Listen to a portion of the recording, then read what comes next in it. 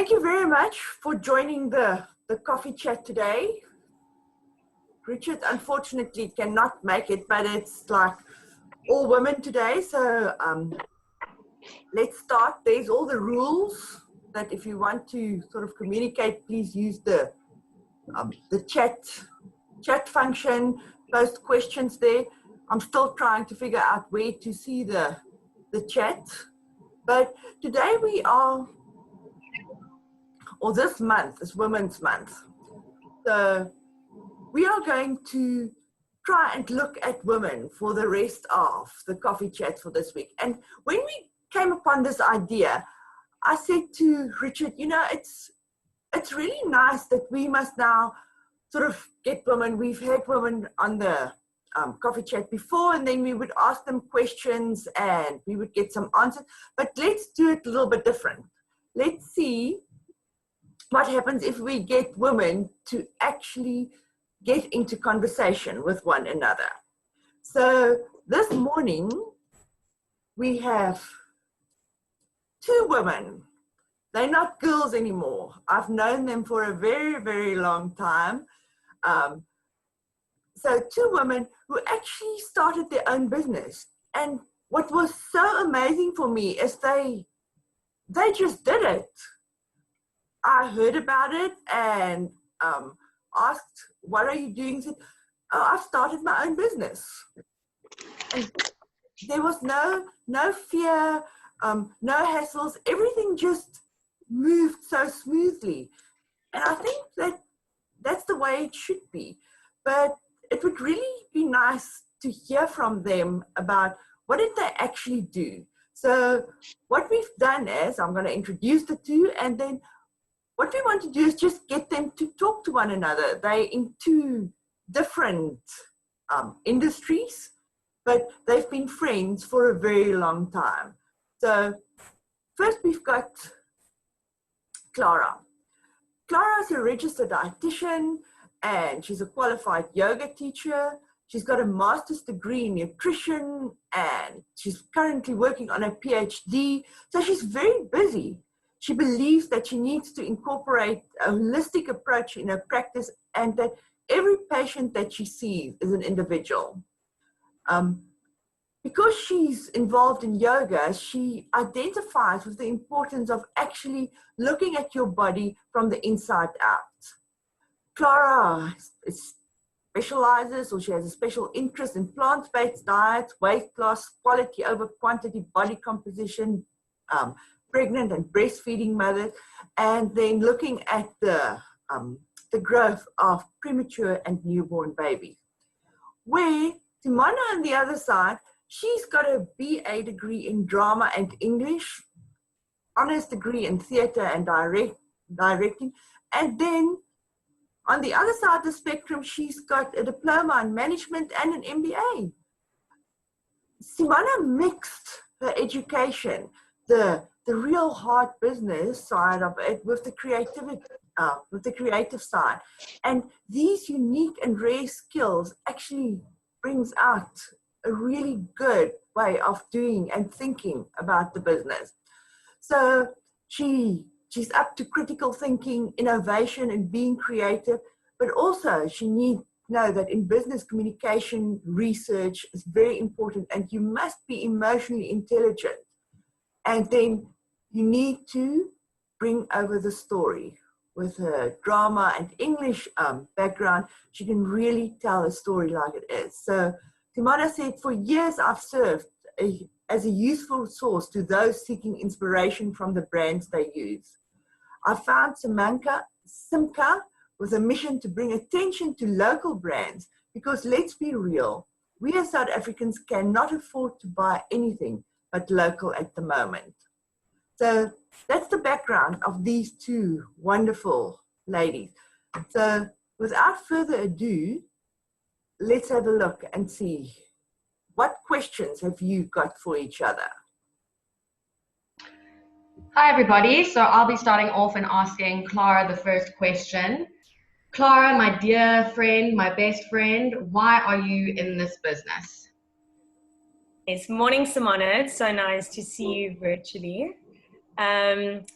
So as Lalani has already said, that I'm a registered dietitian. I studied BSc Dietetics, which I graduated with in 2014. During my undergrad degree, I started to dive in and to start practicing yoga. And at that stage, it was what we called gym yoga, and that was at the Virgin Active, or it was just simply on YouTube. And I completely fell in love with the practice of yoga, what it does in a physical side, as well as on a mental, spiritual, and emotional side. Then after my undergrad degree, I started with my master's and I moved to town into Tambushgrove. And there I found an amazing yoga studio called the Yoga Life. Here, this just completely transformed my whole idea of what was yoga and what yoga can be.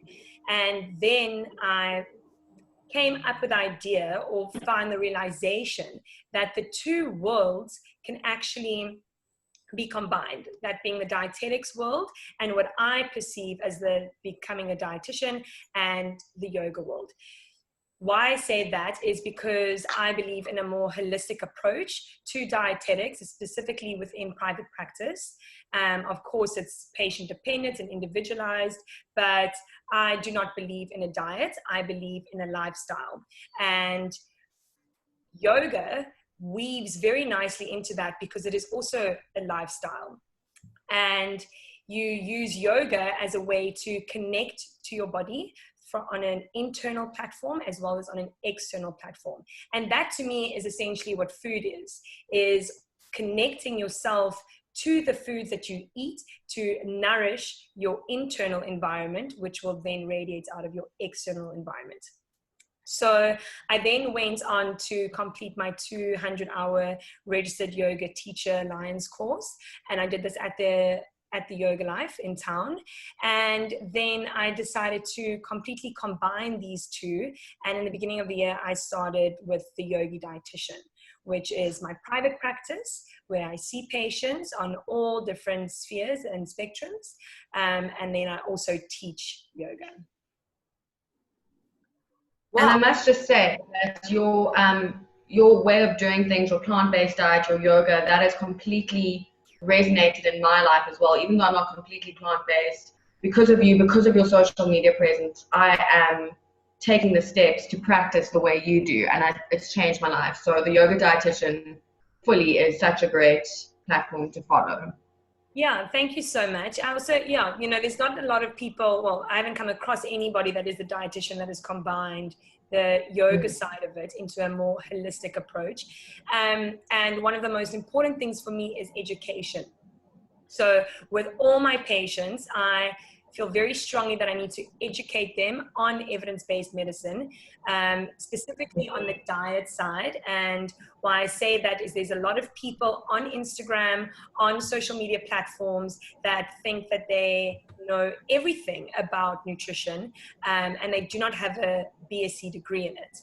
And that's what is important, is you cannot give somebody advice that's just that comes off of a blog.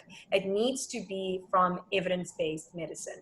So that's also a very important thing that I weave into my social media, into my practice on both sides of the dietetics and the yoga, is so that my patients or my students can walk out into the world being independent and having the courage to make their own informed decisions. You're definitely very busy. So let's move on, Klara. Yeah, so I just want to speak to Simona about her Simka business that she's just started. I think it is amazing, honestly, as a female being in South Africa and being exposed to the local brands that we have. There are amazing brands out there. And there's also so many brands that we don't always know about. So Simona, do you want to tell us a little bit more about Simka, and then specifically just touching on how COVID-19 has affected your new business? Sure. So actually COVID-19, which has been, such an awful, gut-wrenching, but also kind of rebirth experience, I think, for everyone as we try to redesign our lives to fit this pandemic way of living. It actually started and birthed Simka. So what Simka is it's a blog, it's a platform, it's an Instagram page that essentially encourages people to buy local. So I do the research for you guys, because I know that buying local brands, buying sustainable brands, it can be quite daunting, especially right now where we have to be very careful with how we're spending our money.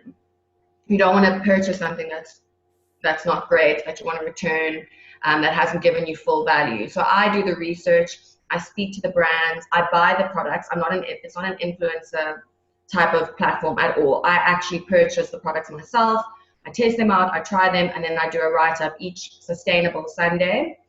It's hashtag Sustainable Sunday, and the blog post comes out then, and with all the links to how you can buy or purchase this product or service. Actually, these earrings are Luna and Lexi. They're a Cape Town-based brand, and a post will be coming out about them this Sustainable Sunday.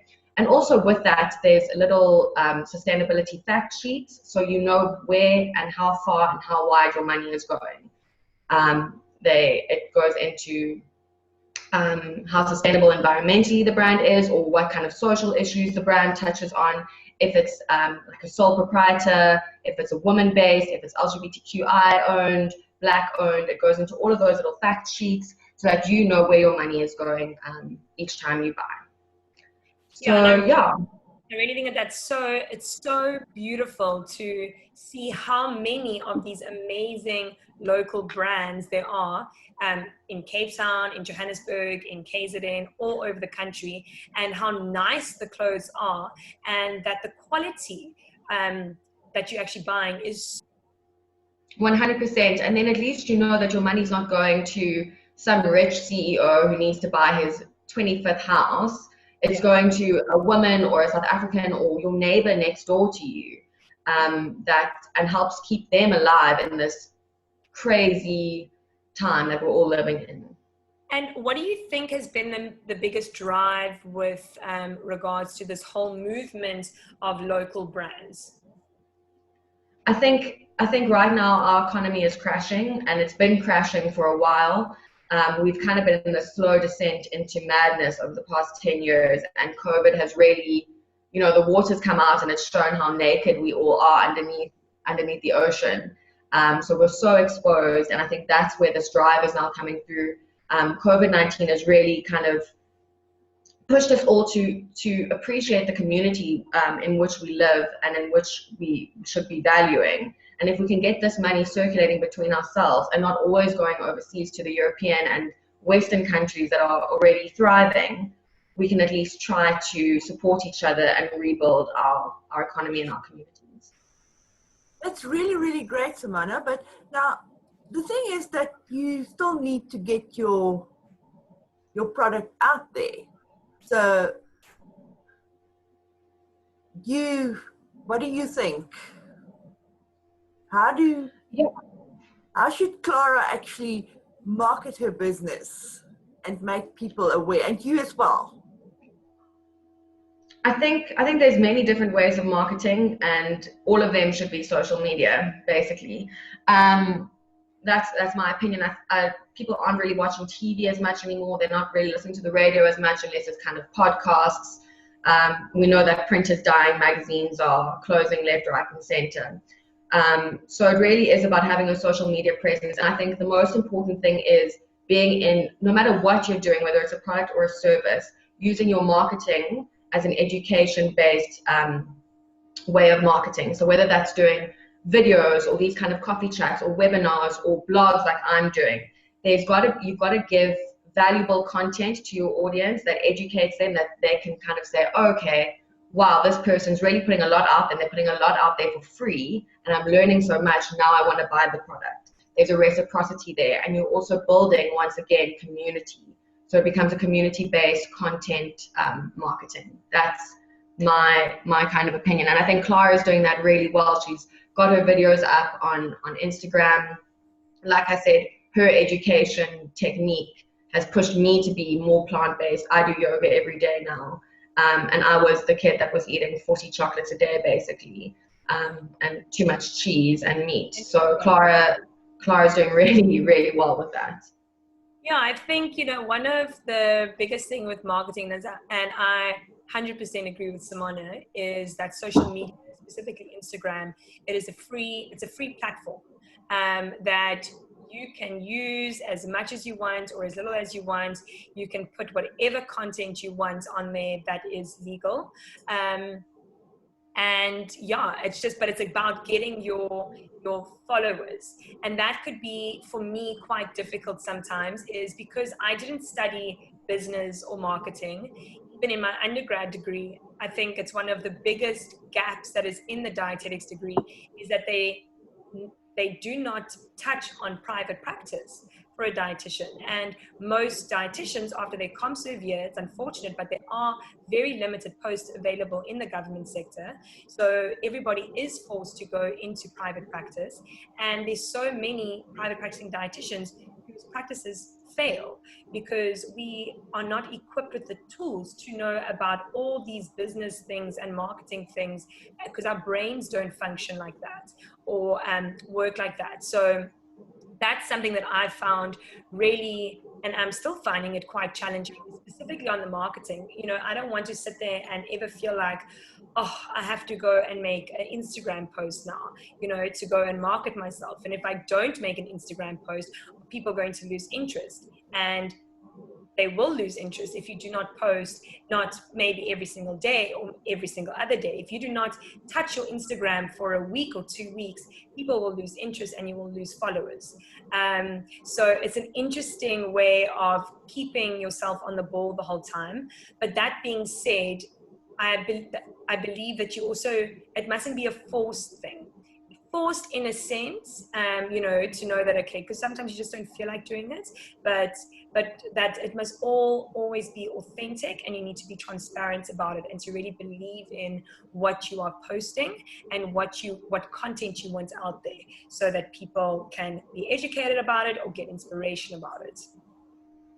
And I must say that even studying business, the marketing subject was the weakest subject out of my MBA. Everything that I've learned so far has come from a book that I want to recommend to everyone here, called Launch by Jeff Walker. Very easy to read, quick, very simple, and it kind of touches on social media, email marketing, all of that. And it's really been quite valuable to me.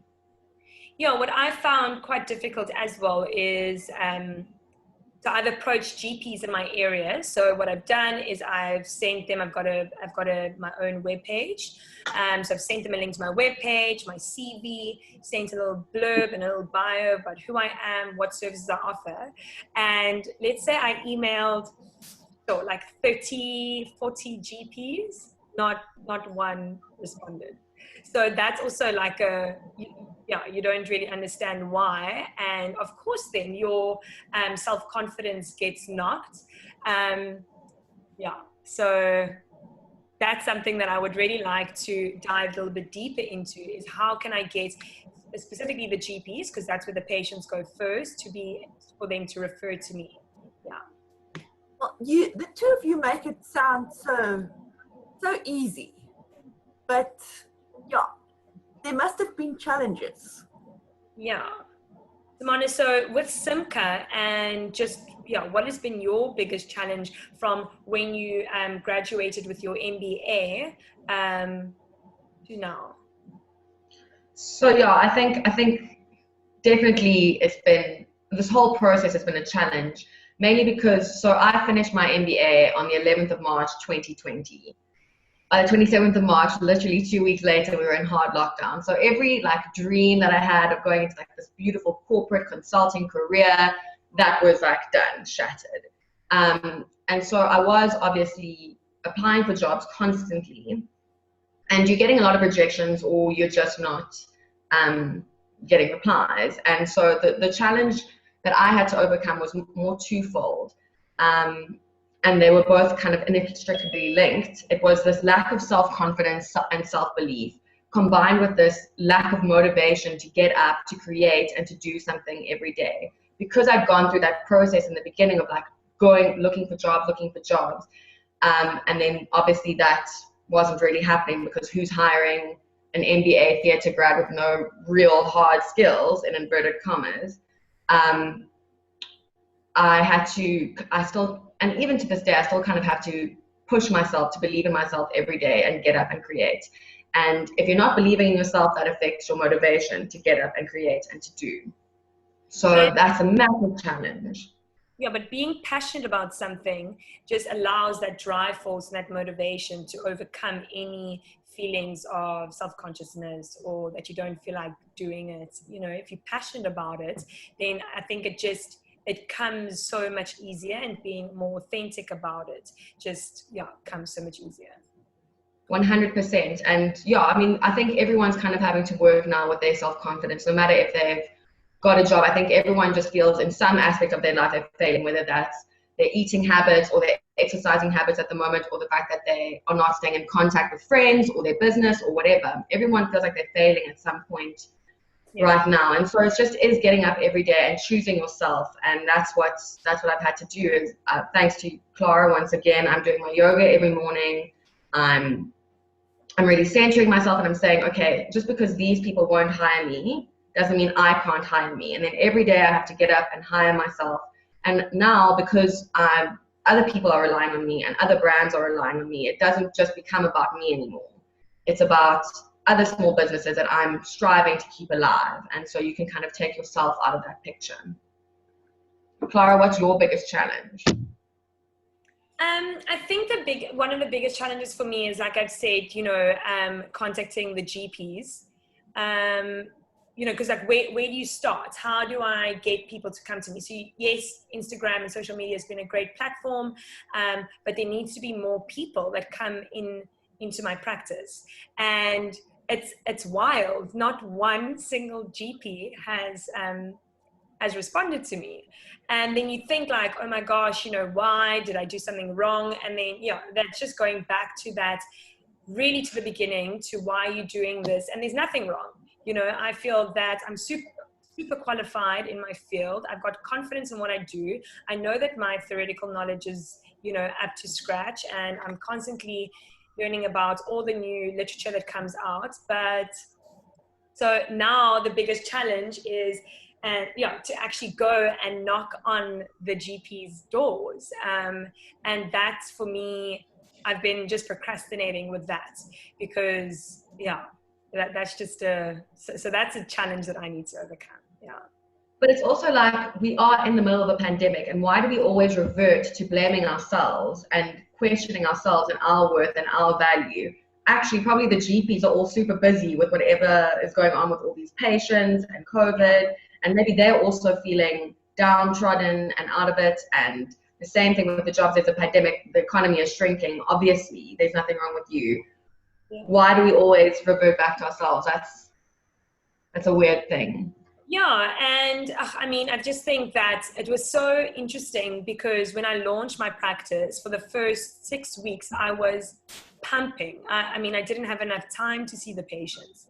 Then COVID happened, and I was still grateful and very lucky that I at least had 1 or 2 patients a week. And so it's only now, I would say in the last 2 to 3 weeks, have my patients' numbers started rising again.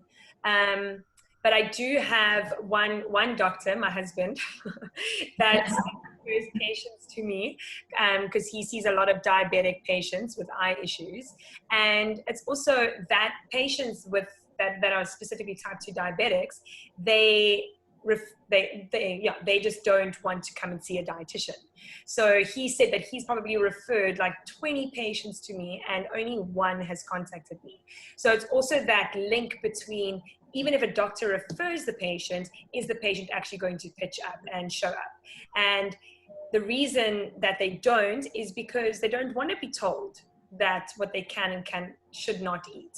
And everybody thinks that they're their own nutritionist. So, yeah. Well, yeah, and it's also a thing of financial capability as well. Sorry, Lilani. No, it's fine. It's just on that note, Klara said that she struggles to get to the people, and you also said that you need to hire yourself every day. Where do you go for business advice? Yeah, so when I started with the idea that I want to open up my own practice, I was very lucky that there was this lady working with me at the university. She was a research assistant for a PhD student. And so she was doing private practice on the side as well.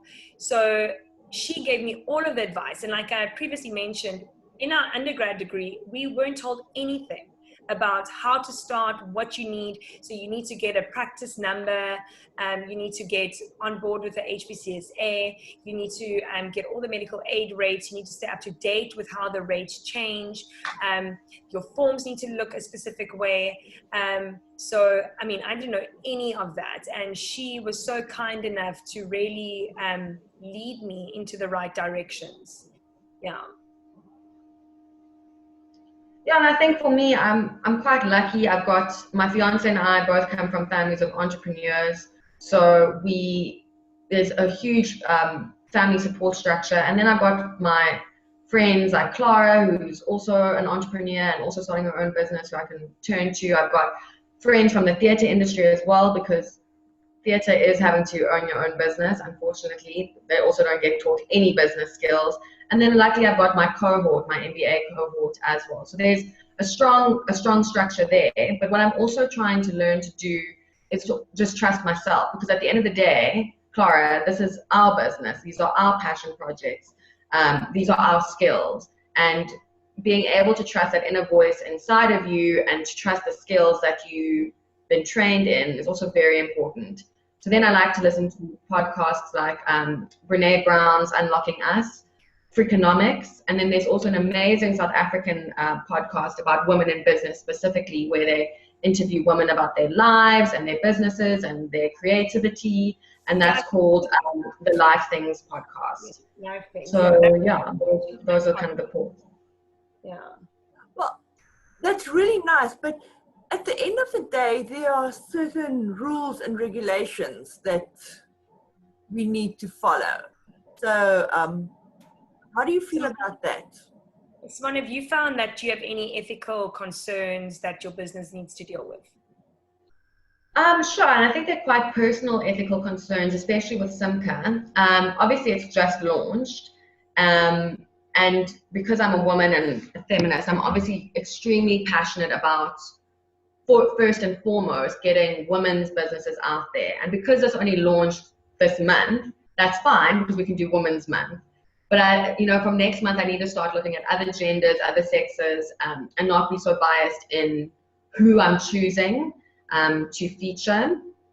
And also, I mean, the first thing you want to do is all of your mates. You want to support all of your friends' businesses and put that up there. So I've had to kind of create a schedule where I'll be doing one friend maybe once every 2 months. And then I'd have to state, this is my friend. I've known her or him for 13 years, 15 years, 20 years, but this is why I love what they're doing. Because that's the responsibility of recommending and referring products and services is really, really important. That's why Instagram now has, paid partnership at the top, because people need to know these possible conflicts of interest. So yeah, that's something I'm gonna have to start dealing with quite soon. Klara, what about you? I think the only ethical concern that I've actually had to deal with is, so my practice is inside a fitness center called Atlantic Fitness. So there's a physiotherapist, a biokineticist, and then 2 personal trainers. And the other day I had a patient that was in a wheelchair, and I couldn't actually see him in my practice because I've got stairs leading up to my room. So then where do I see him? And that was just a big thing for me. I can't sit with him just in the front area of the fitness center, because then it's not private.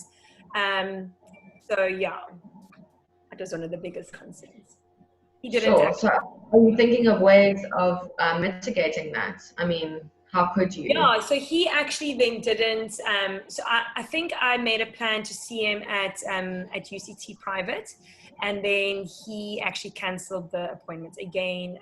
Just a certain patient profile that, yeah. that doesn't always want to listen to a dietitian.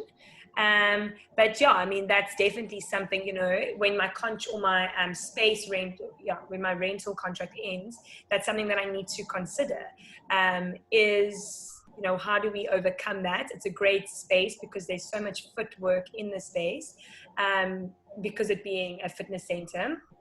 So I have gotten quite a bit of patients that come to the fitness center, see that I'm there, and also want to, again, combine their fitness journey with their dietetics journey. So that's something that I need to consider in the future.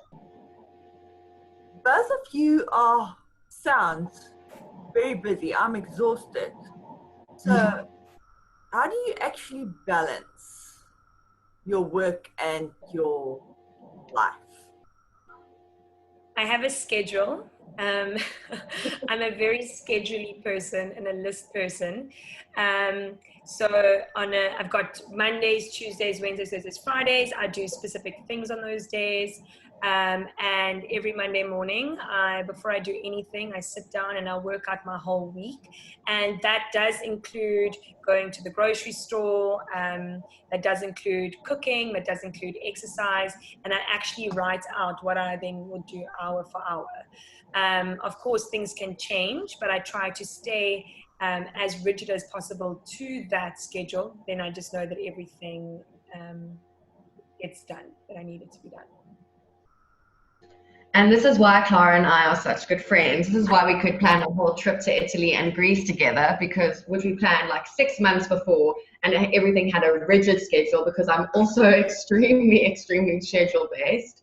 I plan my week ahead just like Klara does. I've got a little app, and I specifically got an app where I can tick things off, where you can just like click and then it crosses through, because every time you click on that, your brain releases dopamine and you're like, yes, I completed a task. I'm amazing. I feel accomplished. Even if I'm just clicking off eat breakfast, which is on my schedule, I'm trying to get as much happy chemicals into my brain as possible to keep us going when we're in such a confined space the whole time. Yeah. So yeah, exactly the same schedule, yoga, meditation in the mornings.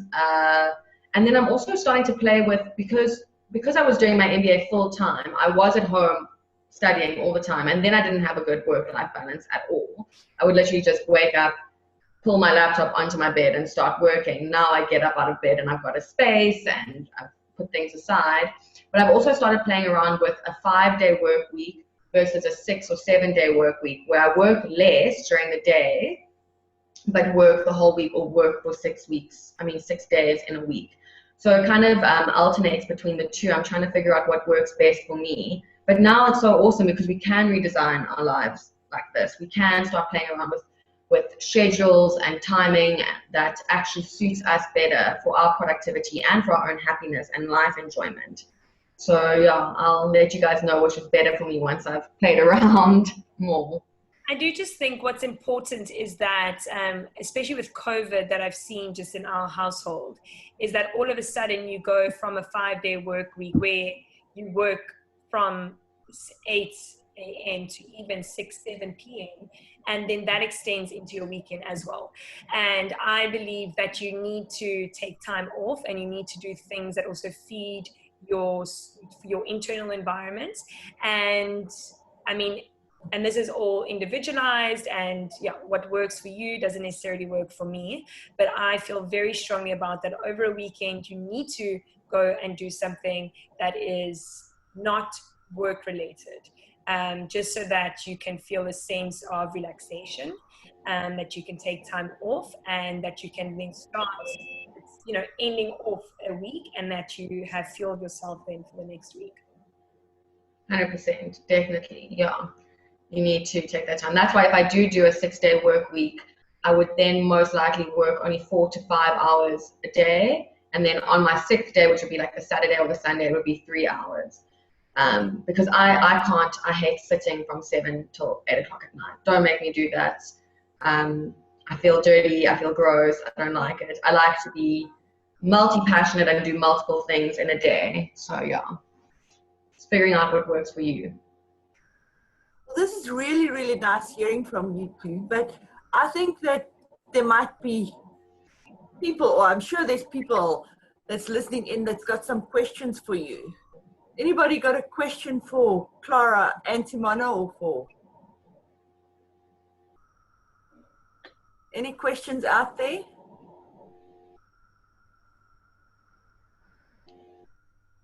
I've got one that I'd really like to ask, and I've working with entrepreneurs for quite a while and small businesses. I'd like to know, does your family or the people close to you, do they understand what you are doing?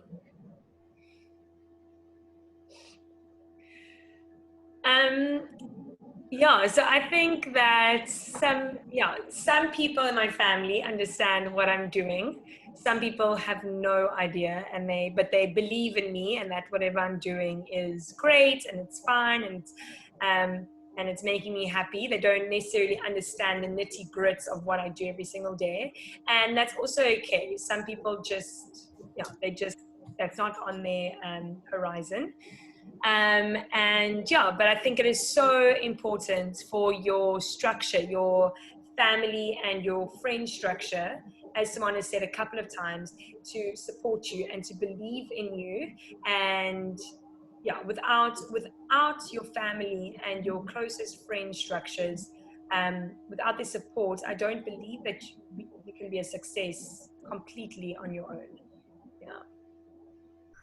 100%, Klara. Yeah, I think as well, I think because we're in such a weird time, it kind of oscillates. My family and my partner and my friends, they definitely do understand why I'm doing this and what I'm doing.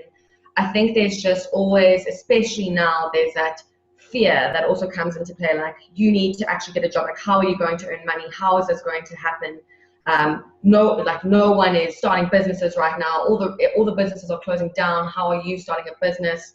Can't you find something more permanent and more solid and more traditional? And then it oscillates to when there's a big success. Oh my gosh, this is amazing. You're doing what you love. You're doing what you're passionate about. I'm so proud of you. And it kind of goes in between. And I think that's how we're all feeling. So that, yes and no.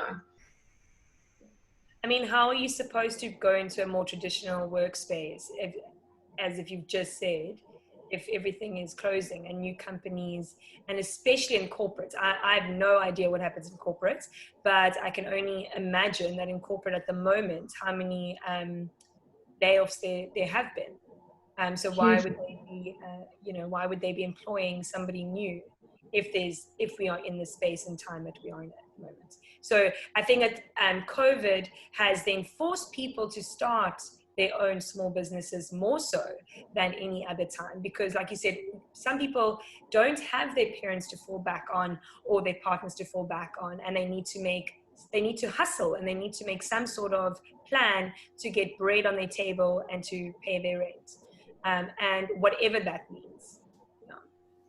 Yeah, and I think I was applying for jobs just because I wanted to have that corporate experience, but the goal was always going to be in 10 years, maybe the 5 to 10 year plan. I want to own multiple businesses. I don't just want to be working the whole time. I want to be able to, I'm a multi-passionate person, as I said, so I want to be able to do lots of different things and own my own time. All COVID has done is just push that forward and push the timeline forward. For better or for worse, we'll see, but at least I'm creating, at least we're doing something, Klara. We're putting stuff out there on the internet for ourselves. We're creating a resume for ourselves, even without creating this traditional working corporate resume, so that if that dream job, in inverted commas, does ever come along, we can say this is what we did during COVID. And it's so much nicer to work for yourself. 100%. Yeah, I just feel that, it's so much nicer, and it's harder. It's definitely much harder that you don't have somebody that is giving you your goals or your end points that you need to reach and achieve. You need to set those for yourself. But it is, it's so much nicer. It's scary, but... I've got another question here. Somebody... The failure rate for small businesses, it's known that it's very high.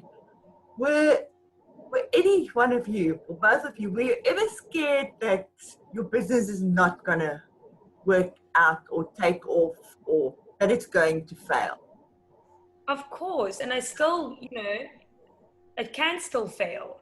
And I think that that's always going to be, sitting in the back of your mind that for me, if patients don't come, is my business going to fail? I put all this effort into my practice and into everything. And what if it fails? Because that's also then, as human beings, we don't like to fail. And in my personality, I don't like to fail either. So it's really putting yourself out there and exposing yourself and making yourself vulnerable for failure. But that being said, having your own business and doing something that you really love motivates you and drives you much, much more than what you doing something more suboptimal for somebody else. And the other person is just taking money or making more money than you. For sure. And Klara, I'm with you there. I also have this massive fear of failure, and I don't know where it came from. I don't know where it comes from. But at the same time, we need to start redefining failure, because if we're opening our own businesses, we are hitting the ground running. We're learning as we're doing, obviously. If it doesn't work out, why is that a failure? You've learned so much. You've got an experience that no one else has. It wouldn't be the first time I failed, and it wouldn't be the last time. But at the moment, there are no other options. This has to work for now. And like I said, it is building a resume, it's building my skills, it's building Klara's skills that go beyond just business and the skills that we've learned already. And that is always invaluable, is learning new skills and learning to rely on yourself. Thank you very much. Any other questions that you've got? Anybody? Morning. Yes, I have one question for Klara. You mentioned that a couple of people refer you to some of their clients and their patients, but 1 out of 20 actually comes to you. So what are you doing to bridge that gap between the referrals and yourself and the ones that do not show? Yeah, so like I said, that was my husband. He's an ophthalmologist. And he's got a practice at Grooteskier, is the private sector called UCT Private, and that just opened now, I think 2 or 3 weeks ago. So we had this discussion last night, and I said to him, I think that it is imperative that your patients see a dietitian. So what happens with those patients that he sees is they get a condition called retinopathy, which is their vision becomes reduced because of the diabetes. And that can be prevented I wouldn't say very easily, but it is prevented through diet and through medication. And if they carry on the way that they are carrying on, they will then unfortunately lose the vision in the other eye. They will then get issues with their kidneys. They will then get issues with their feeling in their peripherals. So him and his partner and I have been in discussion to make it standard practice that they see those patients with retinopathy, but then those patients have to see me, that's the dietitian, as well. So as I said, it's a very, very new practice. So we're still trying to work out the logistics, but specifically with patients that are diabetic, type 2s, it is well known that they are very difficult patients when it comes to their diet, because their diet has caused them to have type 2 diabetes, and then unfortunately all these other comorbidities that follow it. Thank you, Klara. Any other questions? Yes, I've got a question. Hi, everybody. This is Rudolf. I'm calling out of the Netherlands, in fact. Thanks, Klara. Hi. Klara, Simona, thank you very much for sharing. That's quite interesting, especially during the startup early day phases of the company, the challenges you faced and the learnings you got to deal with. My question is a bit more blue sky. I'm wondering how ambitious you are and what are your dreams for your businesses? I know Simona mentioned, you're starting in Cape Town, you're trying to get hopefully over time brands in other parts of the country that you can scale. But are you thinking growing the company to a size where you can get a business partner, cover the whole of South Africa, go continent, go global? I don't know. Just kind of curiosity. Thank you. So for me, the goal is, at the moment, it's just a blog, it's just an Instagram page. the original kind of idea was to be a platform that would distribute the products. So that's kind of where I'm heading towards, is you know, kind of being like a smaller version of Take a Lot or Faithful to Nature, a very curated online store where you can access these products, and then also where a portion of your money would definitely go to a chosen NPO or charity or NGO, so that we really cultivate the shared value that Simka is all about. Hi, Rudolph. Yeah, just to touch on that as well. I think that is a huge fault in our society as well, that we keep on thinking that you've only achieved when you have made a multi-billion-dollar company out of this very small project. And if you have tens to hundreds of people working below you and grafting, and you just receiving an income. And yeah, for me in the beginning, I was like, oh my gosh, where's my practice going to go? Am I going to be in the position in 5 years' time to hire 2 or 3 other dietitians that work under my practice, maybe open up my own studio? And then I actually just went back to the drawing board and said, well, for now, right now, my goal is just to enjoy what I'm doing and wake up every single day and enjoy it. Number one. Number two, of course, get some income, because that needs to play a huge role. And then number 3, become really good in what you are doing. And once you feel comfortable enough in what you're currently doing, then move to the next sphere of the next goals. Wow, thank you, Klara. Does that answer your question, Rudolph? Yeah, that's clear. Thank you. Okay, ladies and gentlemen, thank you so much. But usually at the end of this, we have the takeaways. And I think it was clear today that what Klara and Simona said, that you have to have a passion for what you do. You need to really like and be aware of what your business is and where you want to go. Then that's the basic thing, that we need to be adaptable. Adaptability needs to come in, and they've really done that very well. They showed us a little bit about, they spoke a little bit about the right marketing channel mix, which for somebody like me who's more on the traditional marketing side, I do realize that there's so many other options that you can go. But the main thing is actually getting to your people, getting their attention and keeping their attention. They brought it out that they rely on a very strong support group. They rely on their family, their friends, people around them, and they go out and look for other like-minded people. And then what's very interesting is that both of them, as I know them, that they've got a routine and that they stick to working hours. Simona said that she might change from a 5-day to a 6-day. She's not quite sure, but it's evident that she needs a routine. And Klara as well, with her little list and making sure that she knows from day to day. And that helps for the success of the business.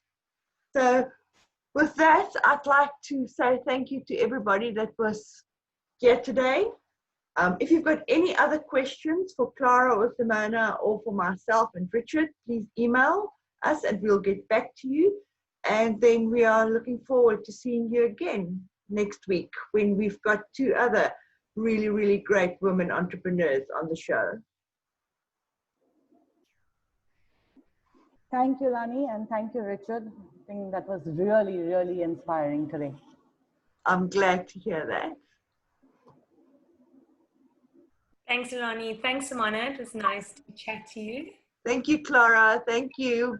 We'll see you around soon. Thank you, everybody. Bye. Bye. Bye-bye. Thanks so much. Ciao.